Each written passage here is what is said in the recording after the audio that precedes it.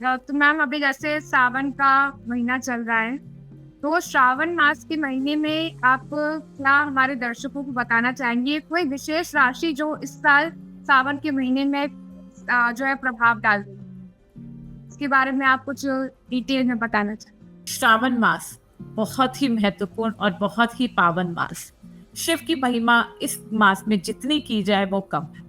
शिव का गुणगान अधिक से अधिक करना चाहिए, ये तो हमारे सभी दर्शक जानते हैं, लेकिन साथ ही साथ आपको सतर्क रहने की भी आवश्यकता है, क्योंकि इस समय जो ग्रहों की स्थिति है, मंगल और केतु दोनों एक साथ बने हुए हैं, जिस कारण दुर्घटनाएं होने की संभावनाएं बहुत ज्यादा बन रही हैं। तो इन दुर्घटनाओं से बचने के लिए आप डेली भगवान शिव की आराधना करें, हनुमान जी का पाठ आप डेली नियमित रूप से करें, हनुमान चालीसा का पाठ करें, जिससे कि आप किसी भी दुर्घटना से। मैं अपने दर्शकों को बताना चाहूंगी 28 जुलाई तक का समय थोड़ा सा मुश्किल है, तो इस 28 जुलाई तक के समय में कोई भी बड़ा फैसला ना लें। यदि आप कोई बड़ा फैसला लेते हैं तो वह फैसला आपके लिए घातक साबित हो सकता है। जी मैम, तो अब हम एक थोड़ा अलग सेगमेंट पर आते हैं और कुछ इंटरेस्टिंग सवाल एस्ट्रोलॉजी से रिलेटेड आपसे हम करेंगे हम, क्योंकि दर्शकों के मन में एक उत्सुकता रहती है एस्ट्रोलॉजी को लेकर। पहला सवाल ये रहेगा कि जो राशियों के चिन्ह होते हैं, जो उनके सिंबल होते हैं, वो किस तरह से निकल कर आते हैं और अलग अलग चिन्ह का क्या महत्व होता है? अगर मेष का कोई चिन्ह है तो वो उसी के लिए क्यों बनाया गया है? इसके बारे में आप कुछ बता सकती हैं? बिल्कुल। देखिए, अलग अलग राशियों के चिन्ह जो उनके नाम है उसी नाम पर आधारित किए गए हैं। जैसे कि अगर आप मेष राशि की बात करते हैं, तो मेष राशि, मेष का मतलब होता है भेड़, ठीक है। और भेड़ जो आप उसका चिन्ह अगर देखते हैं तो बिल्कुल भेड़ के आकार का आपको मेष राशि का चिन्ह दिखाई देता है। इसी तरीके से अलग अलग राशियों के चिन्ह, वृषभ आप चिन्ह देखते हैं, वृषभ का अर्थ होता है बैल, तो बैल, उसमें जो आपका वृषभ राशि का चिन्ह आपको दिखाई देगा, वृषभ के बैल के सींग ही आपको दिखाई देते हैं। तो इस तरीके से ही इन राशियों के नाम और इनके जो चिन्ह है, इनके नाम के आधार पर ही बनाए गए हैं। शिवानी से अगला सवाल ये रहेगा, जैसे कुछ जो एस्ट्रोलॉजी को नहीं मानते, उनका ये कहना है कि एक व्यक्ति के एक राशि करोड़ों लाखों लोगों के ऊपर लागू होती है। क्या वो जो प्रभाव होता है वो सबके ऊपर सेम लागू होता है इसका? देखिए, आपकी बात बिल्कुल ठीक है, एक राशि करोड़ों लाखों लोगों पर लागू होती है, लेकिन हम अपनी कुंडली जो लेकर के आए हैं, हमारा जो जन्म इस धरती पर हुआ है, वह हर समय हर नक्षत्र, अलग अलग नक्षत्र, अलग अलग ग्रहों की स्थिति पे हुआ है। लेकिन जो हमारे कॉमन नक्षत्र है, जो हमारे कॉमन ग्रह है, ये 9 ग्रह है, जो कि कौन से हैं? सूर्य, चंद्रमा, बुध, गुरु, राहु, केतु, मंगल, शनि और शुक्र। ये 9 ग्रह सभी पर अपना पूरा पूरा प्रभाव डालते हैं। तो जब भी राशियां परिवर्तन होती हैं या ग्रहों का गोचर होता है, तो हर राशि पर इनका अपना एक अलग ही प्रभाव रहता है। तो उस प्रभाव को हमें मानना चाहिए, समझना चाहिए और उसके अकॉर्डिंग ही अपनी दिनचर्या को प्लान करना चाहिए। तो जैसे एक होता है कि हर रोज लोग राशि देखते हैं, कुछ लोग होता है कि हफ्ते की राशि देखते हैं, कुछ महीने की राशि देखते हैं। तो एक आम इंसान को किस हिसाब से इसको फॉलो करना चाहिए? क्या रोज राशि फल अपना देखना जरूरी है?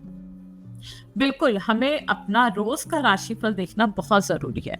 देखिए, जरूरी महीने का राशिफल और हफ्ते का राशिफल देखना भी है, क्योंकि जब हम महीने का देखते हैं तो उससे हम अपने पूरे मंथ की प्लानिंग कर सकते हैं कि हमारा ये मंथ कैसा जाने वाला है। तो इस मंथ में अगर हमें कोई मेजर डिसीजन लेने हैं तो वो हमें लेने चाहिए या नहीं लेने चाहिए, कोई हमें बड़ा काम करना चाहिए या नहीं करना चाहिए, वो ठीक है। लेकिन अगर हम दैनिक राशिफल डेली देखते हैं, हम रोज का राशिफल देखते हैं, उससे हम सुबह सुबह ये राशिफल देखने के बाद अपनी पूरी दिनचर्या का एक आइडिया लगा सकते हैं कि आज का दिन हमारी राशि के अकॉर्डिंग कैसा रहेगा।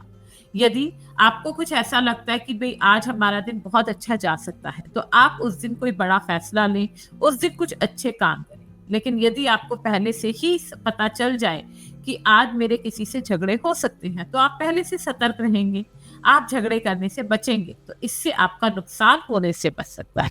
इसलिए आपको रोज का राशिफल रोज जरूर देखना चाहिए।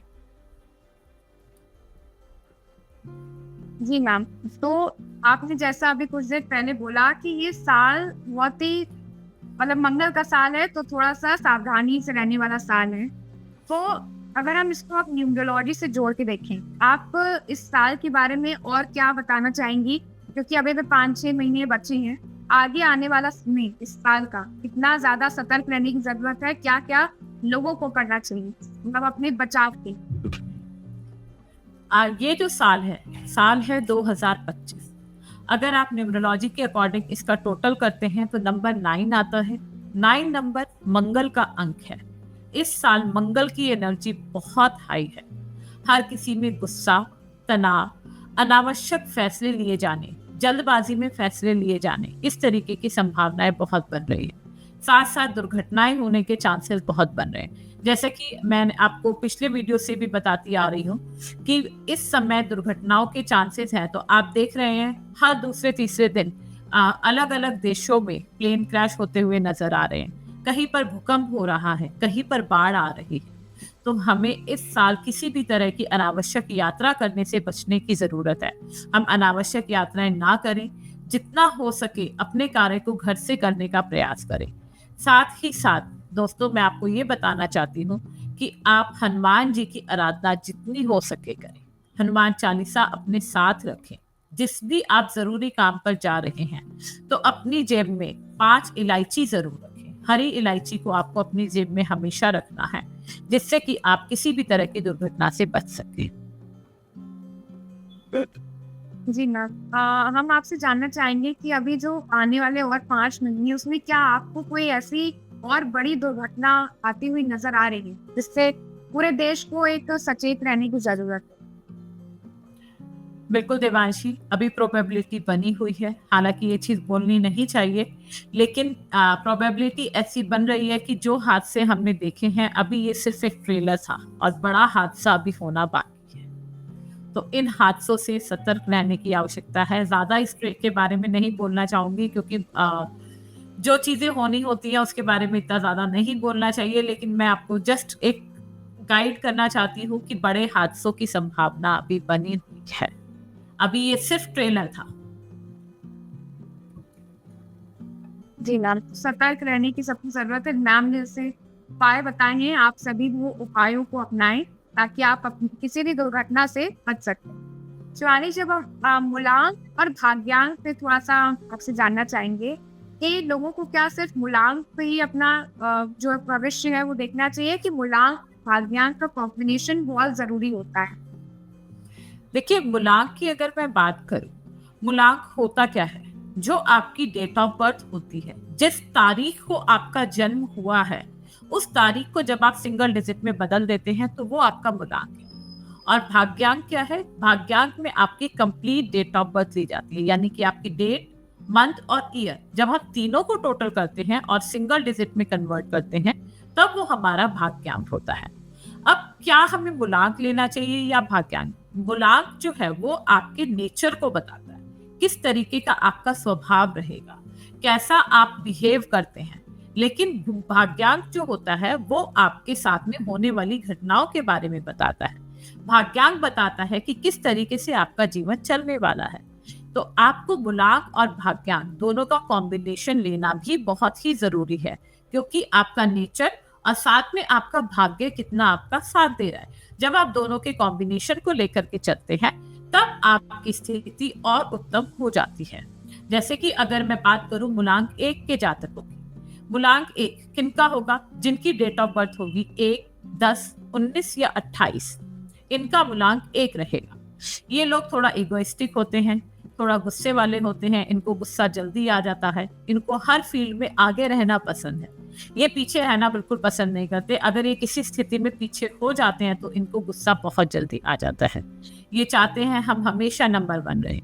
ये बॉर्न लीडर्स होते हैं और स्पेशली 19 डेट वाले जो होते हैं, इनके अंदर टैलेंट कूट कूट कर भरा है। ये अपने आप को किसी से नीचा देखना बिल्कुल पसंद नहीं करते, अपनी बात को मनवाते हैं, इनबिल्ट राजा हैं। इसके साथ ही अगर मैं भाग्यांक की बात करूं, अगर इनका भाग्यांक भी 1 हो जाता है तो 1 और 1 का कॉम्बिनेशन बन करके इनका गुस्सा, इनकी ईगो, इनकी लीडरशिप क्वालिटी, इनकी डिटर्मिनेशन सब कुछ बढ़ सकती है। लेकिन अगर यहाँ भाग्यांक 1 की जगह 2 आ जाए तो इनका स्वभाव थोड़ा सा कोमल हो सकता है, क्योंकि चंद्रमा बहुत ही कोमल है। हाँ जी मैम। अब हम जानना चाहेंगे कि एस्ट्रोलॉजी और न्यूमरोलॉजी, क्या कुछ लोगों को सिर्फ एस्ट्रोलॉजी देखनी चाहिए या न्यूमरोलॉजी पर फोकस देना चाहिए, या दोनों क्या कनेक्टेड है एक दूसरे से? न्यूमरोलॉजी और एस्ट्रोलॉजी दोनों ही आपस में कनेक्टेड है। कैसे? क्योंकि हम ग्रहों की बात कर रहे हैं।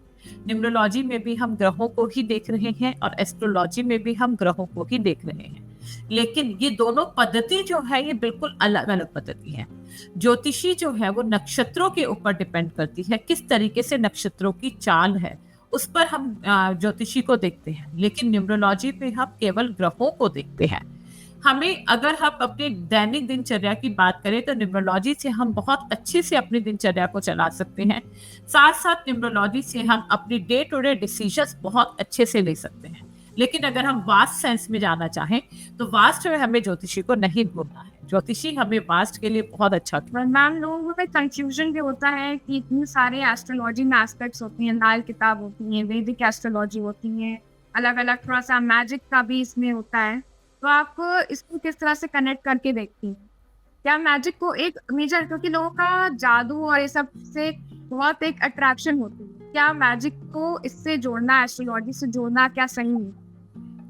देखिए, मैजिक अगर आप नॉर्मल मैजिक की बात करें तो वो एस्ट्रोलॉजी से कनेक्टेड नहीं होता, लेकिन हाँ, व्हाइट मैजिक और ब्लैक मैजिक दो तरह के मैजिक होते हैं जो कि एस्ट्रोलॉजी में कनेक्टेड होते हैं। व्हाइट मैजिक वो मैजिक है जिसे कि किसी के भले के लिए किया जाता है। जब हम किसी का बेनिफिट चाहते हैं उसके लिए व्हाइट मैजिक किया जाता है। लेकिन ब्लैक मैजिक जो है वो तंत्र साधना में आता है, जिसे कि बुरे कामों के लिए किया जाता है। तो ब्लैक मैजिक से हर किसी को बचना चाहिए। आज के समय में मैं देख रही हूँ ब्लैक मैजिक की स्थिति बढ़ती जा रही है दिल,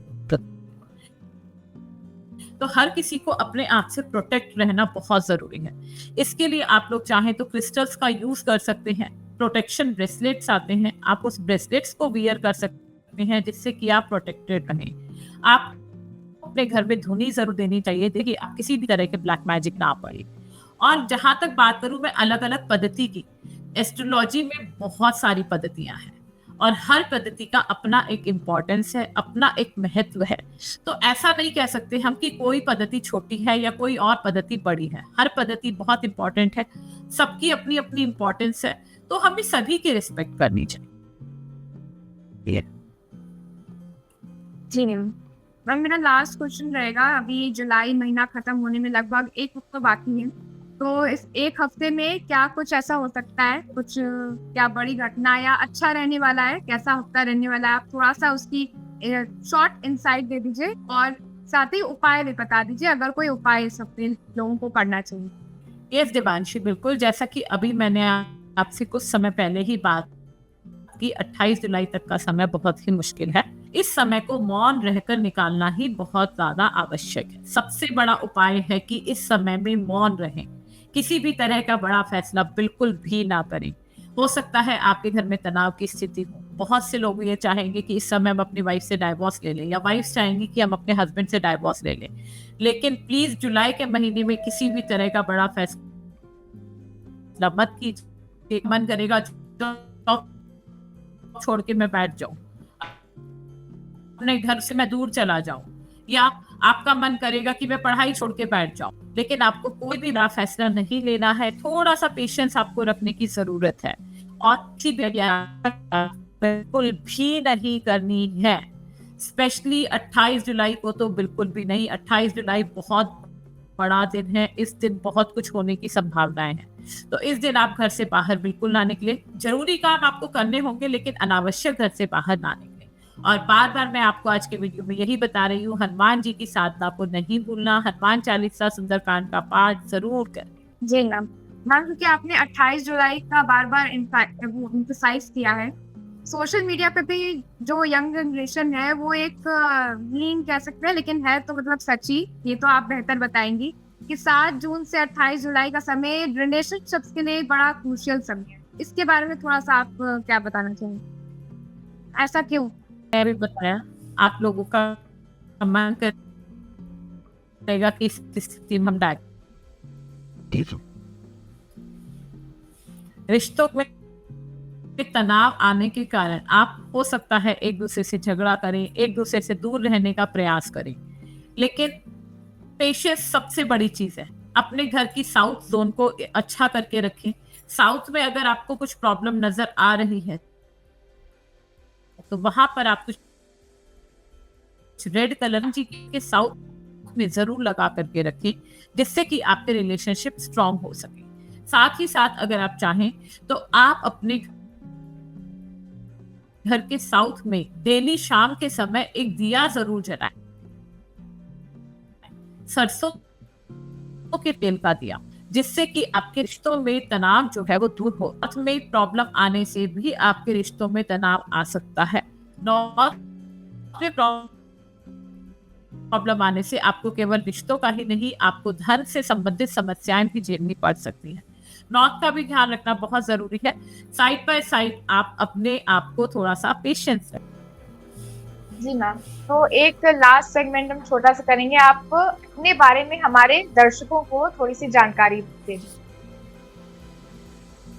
बिल्कुल, जैसा कि ऑलरेडी आप बता चुके हैं देवांशी कि मैं ऑकल्ट मास्टर हूँ शिवानी, मैंने numerology, tarot reading, palmistry, astrology, vastu shastra में बहुत सी स्टडी की हुई है, रिसर्च की है। अब आज के समय में मैं कंसल्टेशंस ले रही हूँ, 5000 प्लस कंसल्टेशंस मैं ले चुकी हूँ। साथ ही मेरे साथ बहुत सारे स्टूडेंट्स, लगभग 1000 से ज्यादा स्टूडेंट्स मुझसे पढ़कर आगे निकल चुके हैं, जो कि ऑलरेडी एस्ट्रोसेज पर, एस्ट्रोटॉक पर काम कर रहे हैं। वहां पर वो बहुत अच्छी अर्निंग्स भी कर रहे हैं। मेरे कोर्सेज रहते हैं numerology, palmistry, tarot reading, astrology related courses में कराती हूँ। ये सब मेरे मेजर कोर्सेज हैं। छोटे कोर्सेज तो दूसरे अलग अलग तरीके के, लाइक स्विच वर्ड हो गया, आपका मैनी मैजिक वॉलेट हो गया, रेकीज हो गया, ये सब मेरे छोटे छोटे कोर्सेज रेगुलर बेसिस पे चलते रहते हैं। हमारी वेबसाइट है divinehub.com के नाम से। अगर आप कनेक्ट करना चाहें तो हमारी वेबसाइट से मेरे साथ जुड़ सकते हैं। जी बिल्कुल, तुम्हारे दर्शक शिवानी जी से कनेक्ट कर सकते हैं, जैसा उन्होंने अपनी वेबसाइट के बारे में बताया। तो ये थी हमारे साथ एस्ट्रोलॉजर शिवानी जी, और आज हमने राशिफल के बारे में जाना, ना कि सिर्फ राशिफल के बारे में जाना, आज के दैनिक राशिफल के बारे में, बल्कि हमने बात की न्यूमरोलॉजी से रिलेटेड, बात की हमने सावन मास की बात की, आज एक अलग तिथि थी उसके बारे में बात की। कल फिर से मिलेंगे आपसे, कल फिर से आपसे जुड़ेंगे मैम के साथ कल के राशिफल के लिए। तब तक के लिए धन्यवाद।